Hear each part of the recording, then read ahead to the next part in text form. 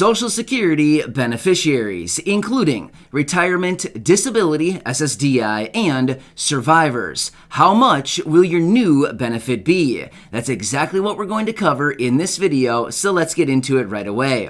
Welcome, and thanks so much for joining me. If you're new here, or if you haven't done so yet, make sure to hit the subscribe button right down below the video, as I'm back each and every day in videos just like this one to help you out in any way that I can, as I completely understand this is a very confusing time right now. Information is changing very rapidly, but I'm here for you. I do all the research. I boil it down into these short videos to help you out in any way that I can. So again, subscribe down below and feel free to share this video with your friends, family, and social media. Thank you. I truly appreciate it. Let's get into it and discuss how much your new benefit could be as a result of some recent information that was just released. All right, so as we all know, there are many different proposals out there right now to raise Social Security benefits, including retirement, disability, SSDI, and survivors benefits, all of which they want to include into the next stimulus package that is currently on the table right now, which they want to pass within the next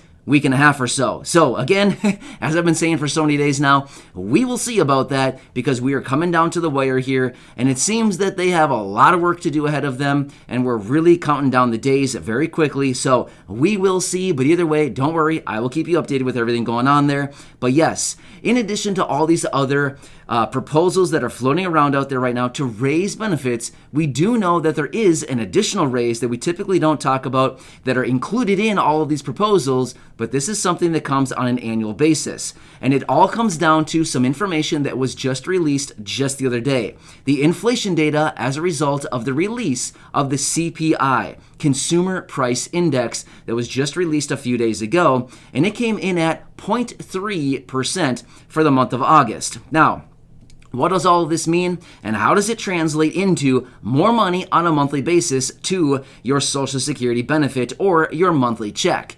Now, here's what it comes down to. So the CPI number is it's a measure of inflation on a month-over-month basis. So unfortunately, for the month of August, I guess it goes kind of both ways. Unfortunately, as in it came in lower, but fortunately, inflation apparently isn't running quite as hot right now. So for the month of August, it came in at 0.3%. In other words, 0.3%. That is on a month-over-month basis. However, on an annualized basis, it's still running over 5%, which historically is very high. Now, you might be wondering, how does this actually translate into more benefits as a result on a monthly basis? Now, here's what we know. Going forward, we've been seeing many different reports that have come out just here over the last couple of days, the latest being out of the Kiplinger letter that is actually suggesting a 6% raise for Social Security benefits in 2022 as a result of the COLA, cost of living adjustment. So with that being said, I want to get into some numbers here and lay it all out for you and let you know what your new benefit could look like as a result of a 6% cost of living adjustment in 2022. Now, I've been doing this for the last few months here. After we get the inflation data, I come back and I lay it all out, these numbers for you, just to give you an idea of what we could be looking at. So let's run through these numbers, and then we'll talk about why this is so important and the very key number that is coming here in just a matter of weeks that'll ultimately put the cherry on top, and it'll give us the final numbers that we need to know as far as what your COLA will be in 2022. All right, so let's quickly run through some numbers here. Now, just like I've done in previous videos, in previous months, I should say, I give you just round numbers, and the reason for that is it'll get you kind of close to what your new benefit will be. It'll get you within a matter of just a few dollars, probably about $2 or $3. It should get you very, very close, and then you can just kind of figure it out from there. Or when we get the official number here in about a month from now, I'll come back, and of course, I will calculate very specific numbers for you. But with these examples, I just want to give you some round numbers to kind of work with, just to get you within about $2 or $3 of what your new benefit would look like. All right, so let's run through some round numbers here. If you are receiving a $600 benefit right now, if we apply a 6% cost of living adjustment to your $600 benefit, that would be a raise of $36 each and every month, taking your benefit from $600 up to $636 in 2022. Nice, right? So that's pretty good right there. Let's keep rolling here.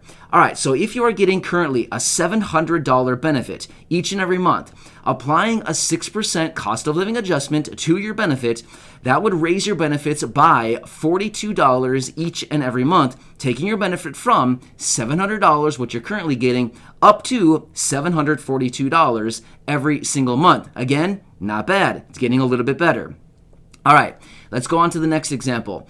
$800. If you're receiving an $800 benefit as of right now, applying a 6% cost of living adjustment to your current benefit, going into 2022, your new benefit would raise by $48 each and every month, bringing you from $800 up to $848 every single month. So again, that's pretty good right there. Almost $50 extra per month. That's almost $600 a year, just to put that into perspective. Pretty nice, right?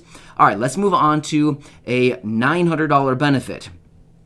If you are receiving currently a $900 benefit on a month-over-month basis, applying a 6% cost of living adjustment to your $900 benefit would give you a $54 raise every single month, taking your benefit from $900 up to $954 every single month in 2022. Again, that would be over $600 over the course of the entire year, over $600, right? So, I mean, that when you look at it that way, it feels like, whoa, I guess that's kind of nice, right? All right, let's use one more example here. A $1,000 benefit. If you're receiving $1,000 right now, every single month as a result of your monthly benefits, applying a 6% cost of living adjustment to that benefit would bring you up by $60 every single month, up to $1,060 every single month. Again, that would be $720 on a yearly basis. So again, that would be quite a bit, right? $720. That's almost one additional benefit. I mean, it's a little bit less, but it's close to almost one more payment throughout the course of the entire year, right? So wow, when you look at it that way, it's like, whoa, that actually turns out to be pretty nice, right? All right, but either way, I totally get it. Every time that I make videos talking about the cost of living adjustment, I always see the comments down below about the Medicare premiums. I totally get that. Here's the thing about the Medicare premiums. We have no clue what it's going to be going into 2022 quite yet. However, usually in October sometime, we get some kind of announcement out of Social Security and the Medicare and Medicaid services, and basically they come out and say, well, according to our calculations, we're going to have to raise Medicare Part B premiums by, and then they give us a percentage and they tell us what the new benefit is going to be as far as the new premium. So we don't know that information yet. However, if we were to calculate anything, it would literally just be just pure speculation. So I'm not going to go down that road. I don't want to do that. But we do know that unfortunately that would be coming. So let's just cross our fingers that it's going to be far less than what the actual COLA will be, simply because we know that this is typically what happens. You get the cost of living adjustment, and then followed up shortly thereafter is a huge bump on your Medicare Part B premiums, which ultimately takes away most of your COLA raise, right? We all know this. It typically happens almost every year. And then in addition to other expenses going up, like maybe your rent going up, maybe your utility assistance maybe going down a little bit, maybe your housing assistance going down a little bit as a result of your new increased income. We all know that usually on an annual basis, it's kind of like a net loss, right?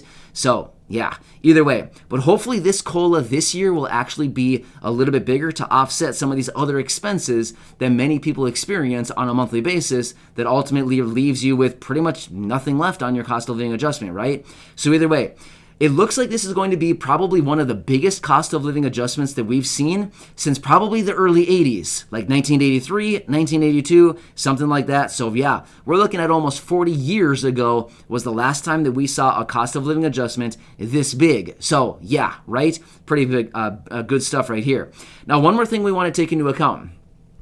This is one more number. We have one more inflation data point that we need to get in mid-October. So that'll be coming out, I believe it's on like October 13th, something like that. That'll be released then. And then once we get that final data point, we can finally calculate the actual cost of living adjustment. That'll be the final number. But of course, we don't know until Social Security releases that official number. Once they say it, then it's official. But until they actually say it, it's not official, right? They are the ones who give us the official number, Social Security. So either way, we'll be getting all that information here in just a matter of weeks, but I wanted to come back for you, lay this all out for you, and let you know what we're looking at as a result of the latest information that was released as far as the inflation data and, of course, the new estimates out of some of these some of these groups out there that give us the latest information. So this one being out of the Kiplinger letter, who is estimating a 6% cost of living adjustment, which unfortunately is actually a little bit lower than what we were looking at a month ago. We were estimating a 6.2% cost of living adjustment about a month ago, and now we're at 6%. So it went down 0.2%.